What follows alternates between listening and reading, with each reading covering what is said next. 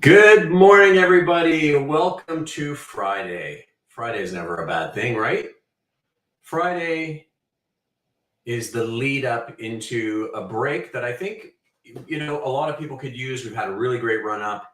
It's pretty crazy out there in the AI world. Some good numbers recently. We'll talk about some of those. We'll look at some of the risk gauges that we should be monitoring all the time, because of course, when we trade options, we are trading sentiment, we are trading fear and greed and everything in between.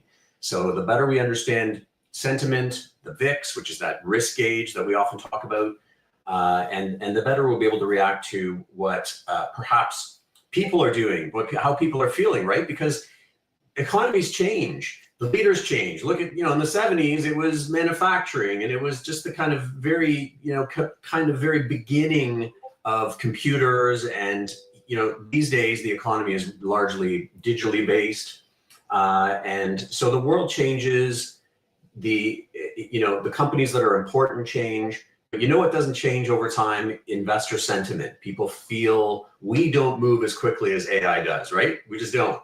We move at the pace of human speed. We have a simple, slow-moving CPU. We don't have 4,000 GPUs in a warehouse like Grok has, or more like 1 million probably. So we are slow learners. We do adapt over time through evolution, but we are going to behave in similar ways over time, with fear and greed and all that stuff. So we want to understand that part of it, because when we do, we can sort of that'll help to inform what we do in markets, regardless of what the flavor of the month is, or of the day, or of the year. So right now, the flavor, of course, is AI. Let's take a look. I'm going to show my screen here, because we should take a little view here. We see that tech is maybe just a little bit tired at this point. Just a little bit tired, just a little on the tired side. You know what? I'm going to stop sharing that one, and I'm going to give you a different one here. I hope you guys have been enjoying all the events. We had a great event from Leisha this week. Wonderful event. She's been blowing the index out of the water. Really terrific trading going on over there. And of course, we've got Alpha AI. We've got all these great things. And then we've got Turbo Income, which, ask anyone, it is the steady Eddie strategy that also has that turbo income kick to it, right? That turbo trader kick. And so we've been taking off huge winners in Palantir. We rode it from 130 all the way to 180. I kid you not, and we got out. So a lot of good wins there. We had some really nice wins on NVIDIA. And now we've sort of rotated into some of the areas that I think are a little bit more, as this market starts to maybe broaden a little bit. Right. So what's happening here is something that people have been thinking about for a while.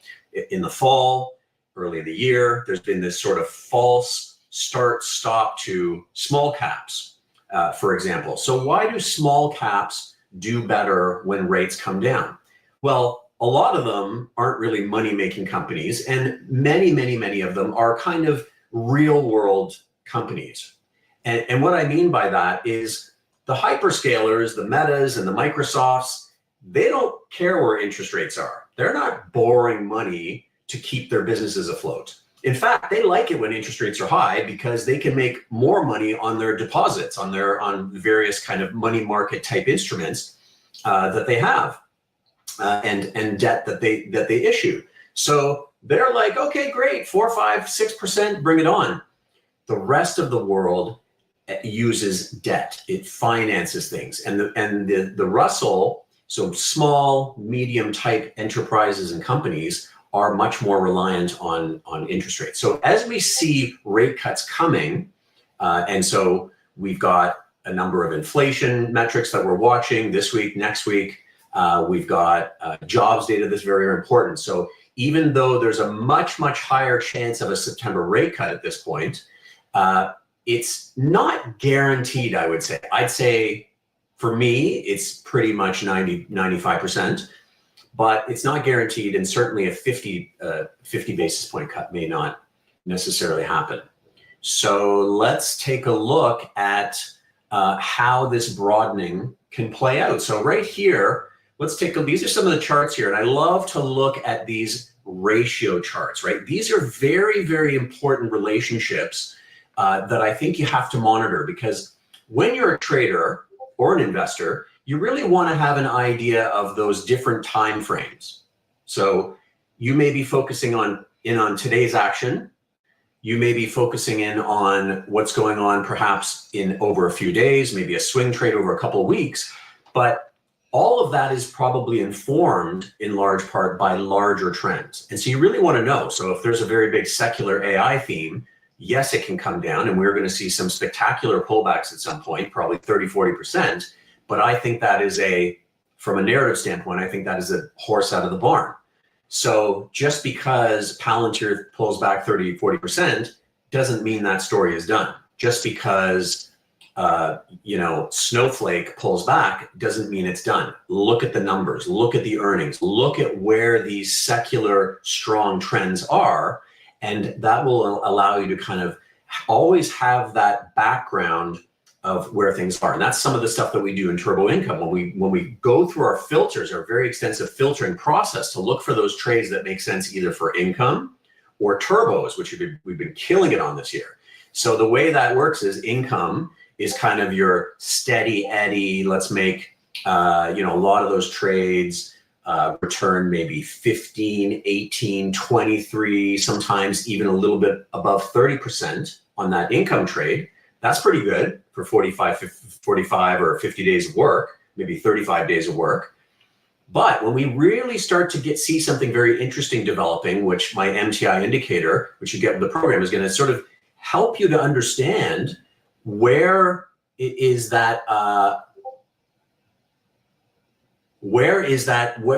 we see opportunities to really turbo boost it, right? So let me take a look here. Let me get your beautiful faces.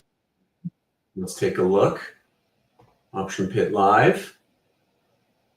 Boom, boom, boom. Good morning, Surf Dancing Hogan. Scavenger, WA, loves the turbos. He's a turbo fan. You Silly Wabbit is in the house. And Daniel, Jose, great to see all of you. Thank you for coming today. We always appreciate it when you attend our events. And we appreciate your patronage very, very much. You are the reason we are here. Without you, it's going to be pretty tough to do what they do. But so you can see that we have this kind of broadening out. We can see the IWF versus IWD. So this is Russell 1000 growth versus Russell 1000 value, right? So this is kind of going to give you an idea of, in this relationship chart, is growth outpacing value? Yeah, it is. We've got growth outpacing value from this point on. Right here, growth was underperforming versus value. Does this mean that one is going up and one is going down? Can anyone tell me that? Does a relationship ratio chart like this, does it tell you that when this is going up, this means value is going down and growth is going up? Because it's important to understand this.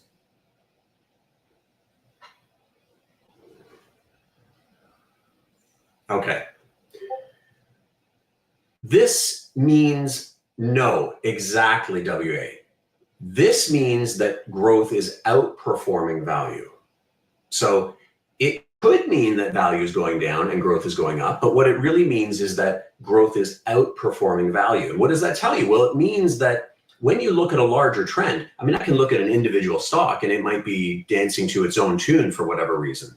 But when I look at a larger sector or an index, or even like a SPY versus QQQ, if growth is outperforming value, then that means that there's good money coming into that sector, right? This doesn't happen without a sort of concerted effort from many, many people, many parties, a lot of interest to kind of push into growth versus value. And it could mean that growth is going up and value is maybe going up or not really going down, but growth is doing well. So this is large cap. This is going to include your MAGs. So you can see here, this is what happened lately. We had a little pullback in MAG, and a little outperformance in value.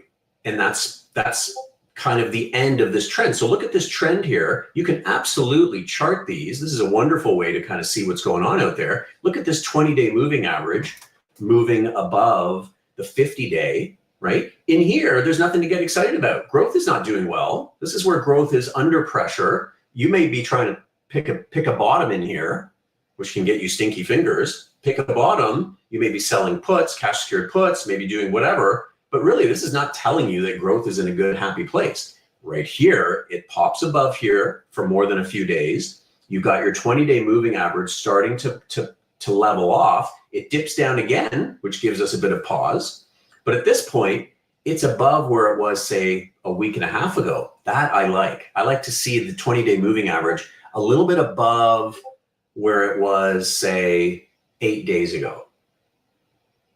AI selling, exactly, WA. So that was AI selling. We thought, oh, they're overspending. They're not going to get much value out of this. Now here we see these things start to make sense again. So this is where you start to get excited. 20-day above the 50. You've got good movement. You've got the moving averages going in the right direction. You've got the resurgence of AI inference, of that inference part of the AI journey starting to kick in. And here we are, we stay above that 20-day moving average. So right now we've got some pressure on MAG, right? And you can see it. They kind of have a good moment, good morning, and then they pull back, and they're just not, because they're not in total breakout mode again. It's not bad. We still have some positive things happening, but it's not in super breakout mode.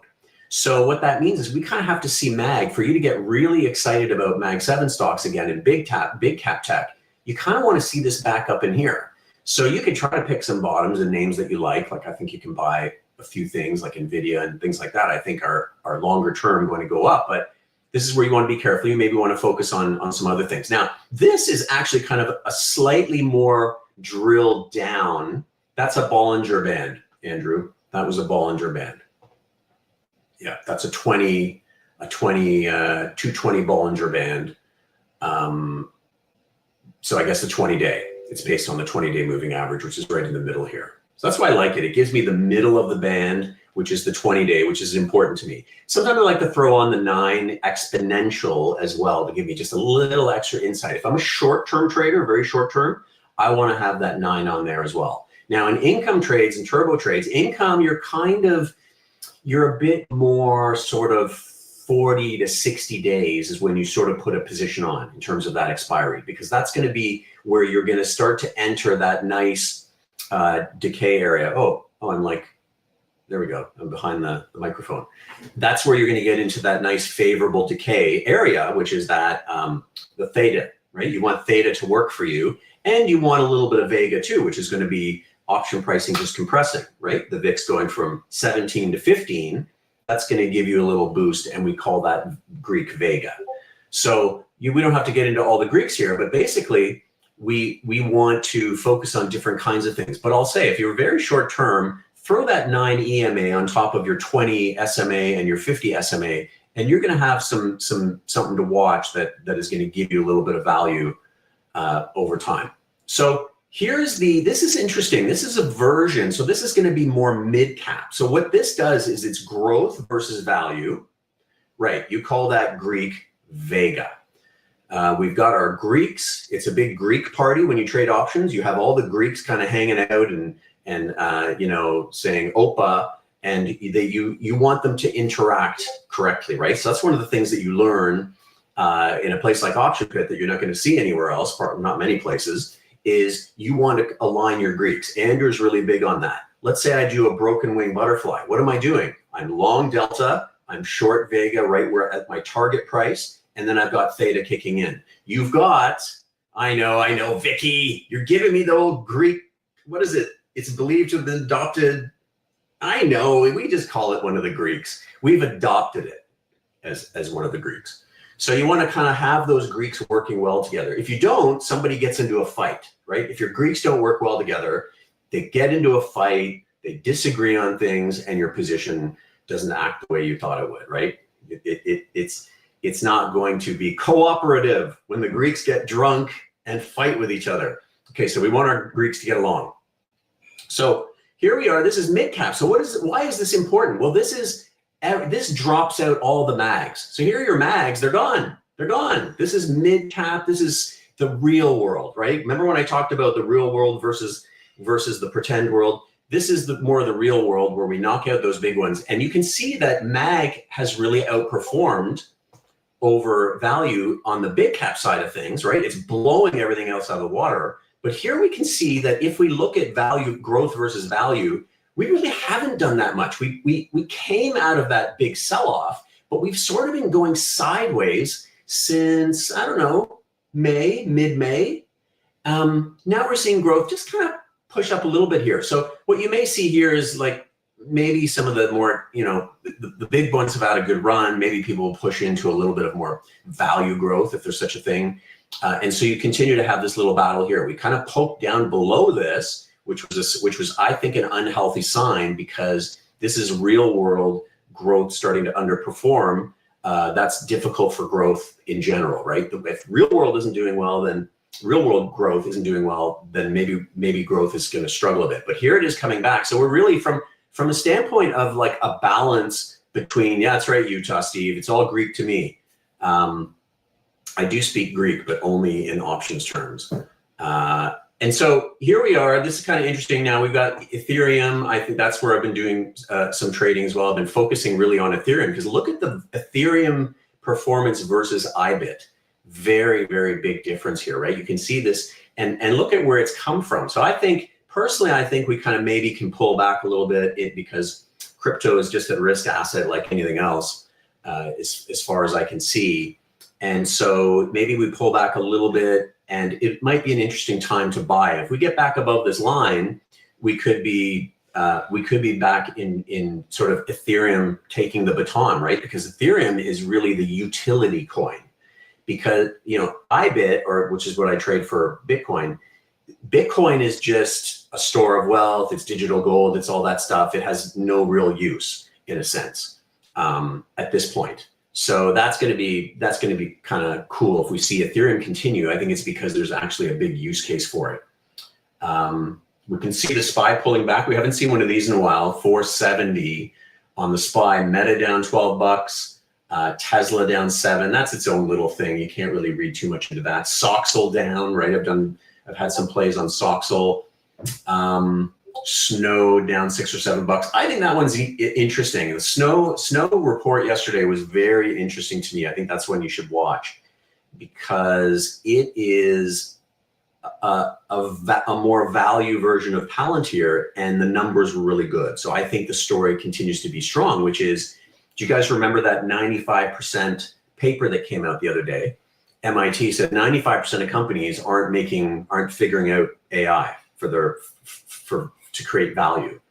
And I thought that's stupid because we're just getting going on this inference phase that is going to sweep throughout the economy and throughout all of our lives in terms of how useful it can be and how it starts to change things. So I think it's very, very early, but Snow is one of those companies that you're going to just kind of bring in and it will address that problem. Think of 95% of companies going, I don't know what to do here. Maybe we have tried something, doesn't make sense, but I know that I need to get it figured out. What do I do? Well, I call Harvey Keitel in Pulp Fiction and I say, listen, you gotta give me a hand here, Snow. I don't know what to do with all this data. I've got all these siloed data all over the place. I don't know what to do with it. So yeah, MIT, right. So it's just the timing of it is just kind of weird because really we're just getting going on this phase of utility. So I think that's an interesting way. I think Snow and Palantir, which is very expensive, I think, but I think it continues to do well. Yeah, I am talking about Snow, Reese. I think it's a very, very interesting play. For me, I would say this is something that looks very interesting to me. Now, growth is just having a little bit of a pullback here. Maybe it's related to seasonal. September, October can be difficult months, at least the first half of October. The VIX tends to rise into those months all the way up into October. So we see a little bit of a push. We haven't seen a huge reaction from VIX yet, but really that makes sense because this is really nothing going on. I mean, the market's barely has barely pulled back. We do want to watch for the VIX, I think, to get up into the 18 to 19 range. I think that's going to be a sign that maybe we do get that seasonal pullback. Maybe we do get a little bit more big cap AI exhaustion. That's always possible, right? You get good stories, but it doesn't mean stocks will always go up. So, if you've done well, I've been telling people, don't forget to pay yourself. Unless your time frame is just like super long, make sure you pay yourself. Make sure you put some money on the sheets, because anything can happen. Remember, a stock like Hood went to $60, pulled all the way back to 30 before it went to 100. So you're going to get some movement here. This isn't my first rodeo. I traded the late 90s, and you trust me, you will get pullbacks that make you doubt everything. When these stocks pull back 35, 40%, 50%, some of them, you will think, I must have missed something. Maybe AI is done. It's not done. It's just what stocks do. So we want to be able to trade these moves as well as we can. And you want pros showing you exactly how to do that, i.e. Turbo Income, where we filter through quality, we filter through technicals, we filter through industry strength, we filter right down to that one wonderful stock that makes sense. You know what? Why don't I show you guys one thing here? Of course I want to Excel. Why are you so difficult with me? Let's go to, version 7. So this is what you're going to get. In the end, what we do through all our filters is we get something like this, and it's going to spit out a list. So this is one that I did about a week ago. Here's your list: Netflix, Apple, all these stocks. And when you look at the vol yield, which we're supposed to get here, it's still populating, we get our vol yield, which is our proprietary way of figuring out, well, these are all reasonably good stocks to trade for income. Which one is going to be the best? It's going to tell us which one is the best. It's going to tell us at the strike, everything. So this is a very automated process where you add a little bit of your own insight. So for example, if something says, you should be balls to the wall, crypto, which isn't going to be on that list, I may go, well, hold on a sec. That's maybe an area that I'm not so sure about, or maybe Visa, where they're struggling with this whole stable coin reality. So you can always add your own insight to that, which I will do. Hans Keitel Albrecht, that's right.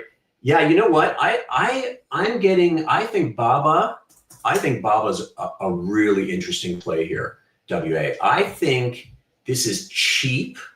I think it is China, which you can see, it just kind of they get excited and they give it back. So this is one you want to monetize, but quite frankly, this is a stock that could be 200 plus at some point. Like, I think if we're seeing money start to move into the rest of the world a little bit more durably. It's been happening for some time, but we're seeing people recognize that there's value out there, and that AI is not only going to help the US, it's going to help many places in the world. In fact, it may help certain emerging markets. Like, it's going to kill some jobs, but it's going to help some struggling economies probably do better. So I think there's sort of this ability for the world to do well. So I think there is opportunity out there. And even though China, to me, demographically, I think they're just in a tough spot, there's some value out there. So I would say something like Baba looks very interesting. I'd say Snow on this pullback looks good. So what would I do? So I don't want to go past 10:30. We have a lot of classes and things like that. So I'm going to create a trade right here. Now, given that Snow has come out, they've released their numbers, been fantastic. You can see at the bottom, volatility has been absolutely crushed. So in my view, it's had a good run. Vol could probably compress a little more, believe it or not. But I think there's going to be a little bit of embedded strength. But given the fact that the market is maybe a little shaky, I do not think we're going to get a big sell-off. But there are situations where you may want to kind of position in a more limited risk kind of way, which is what you do if you buy a call, if you sell a credit spread, which we do in income trades much of the time. So for Snow, though, I'm going to tell you right now, I think there's an opportunity. I'm going to give you 2 trades right now. So that's a little too far, not September of next year. We want to do October of this year. And what I would do is, I would look at probably something around the 210. Look around the 210 strike in October. You could sell the 210.90 for about $2, right? So you could sell that. Let's do that vertical right here. Analyze the sell trade. We're gonna go the 210. 190, right? I want a little bit of income, right? So I'm not going to make this a 210 to 200 or a 210, 195. I want a little bit of juice here, right? So I'm going to get 220 maybe ish. And that's going to give me for about $18 of risk. I'm going to get, it's not unbelievably good, but it's going to give me a little bit of premium there for my efforts. Another thing that, so let's lock that in there. Another thing that we could do is we could use that premium to maybe pick up some upside. We could do a kind of turbo-ish type move.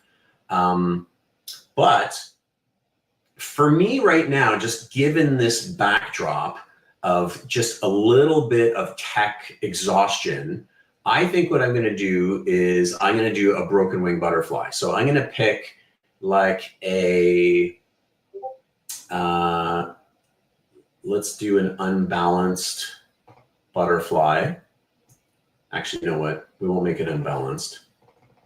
We're going to make it 1 by 2 by 1. And we're going to do a 220.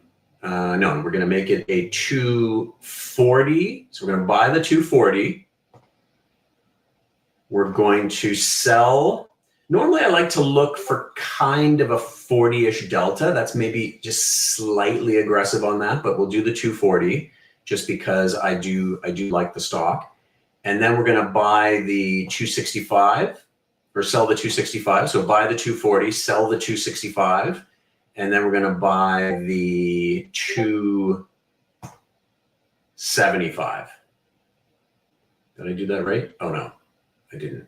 Let me do this right. We're going to go 265, and then we're going to buy the 275. Let's see if that gives us something. Oh, wait, there is no 275. So let's go 280, 240, 265. Oh, there's no 265. So let's go 270. There we go. So $6 for that.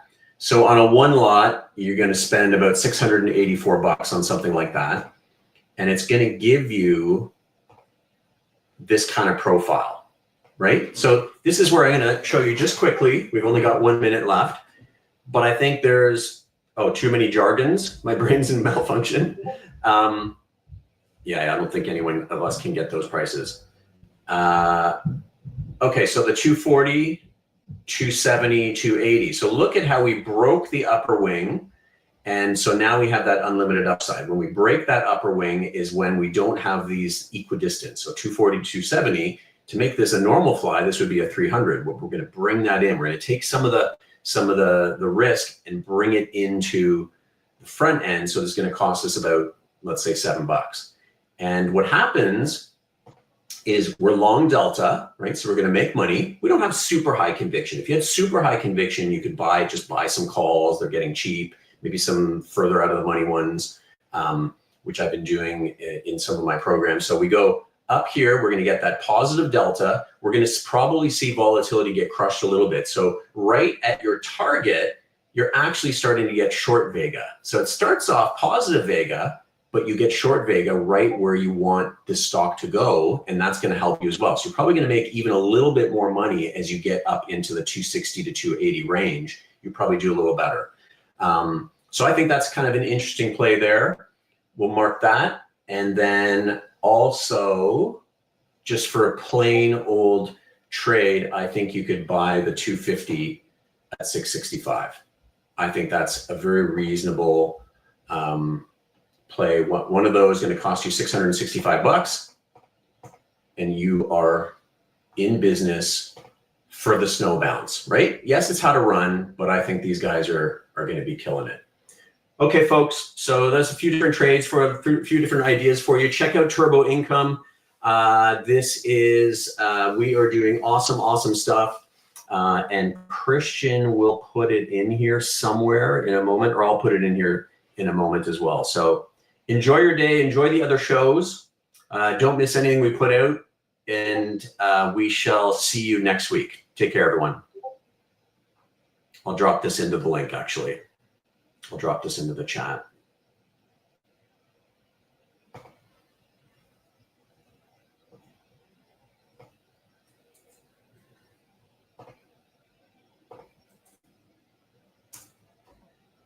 Boom. Yeah, not an official turbo trade or anything like that, but these are some things for us to watch on here. We'll pick those up next time. Next time we get together, we'll take a look and see what happened. Why they did well, or why they didn't do well. But they're going to do well, I'm pretty sure.